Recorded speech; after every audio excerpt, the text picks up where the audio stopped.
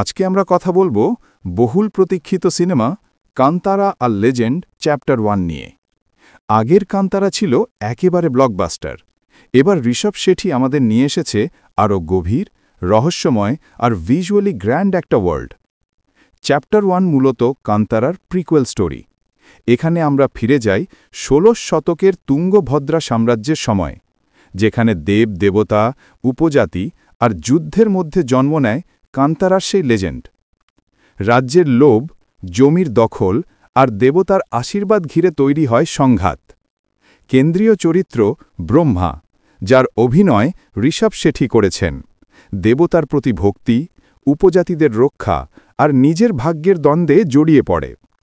সিনেমাটা দেখায় কিভাবে মানুষ আর প্রকৃতি, ভক্তি আর শক্তি সব মিলে একটা চিরন্তন কিংবদন্তির শুরু হয়। ভিজুয়ালি মুভিটা চোখ ধাঁধানো।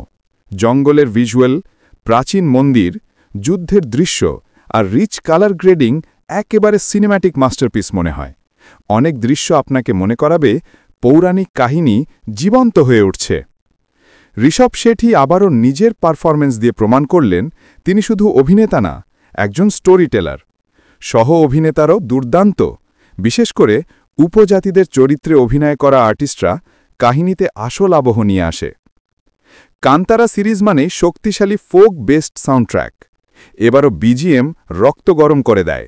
ঢোল, বাঁশি আর দেবদেবীর গানগুলো গুজবাম্পস তৈরি করে।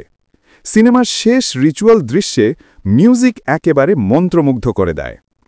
যদি তুমি মিথোলজি, লোককাহিনী আর গ্র্যান্ড ভিজুয়ালস পছন্দ করো, তবে এই সিনেমা মিস করো না। কান্তারা চ্যাপ্টার 1 শুধু একটা সিনেমা না, এটা একটা স্পিরিচুয়াল এক্সপিরিয়েন্স। শেষ পর্যন্ত গিয়ে সিনেমা আবার মনে করিয়ে দেয় মানুষ আর প্রকৃতির সম্পর্কে লুকানো রহস্য এখনও বেঁচে আছে। এই ছিল আমার কান্তারা আর লেজেন্ড চ্যাপ্টার 1। তোমাদের কেমন লাগলো মুভিটা? আর কোন দৃশ্য তোমাদের সবচেয়ে ভালো লেগেছে কমেন্টে জানাতে ভুলো না। ভিডিও ভালো লাগলে লাইক, শেয়ার আর সাবস্ক্রাইব করে দিও।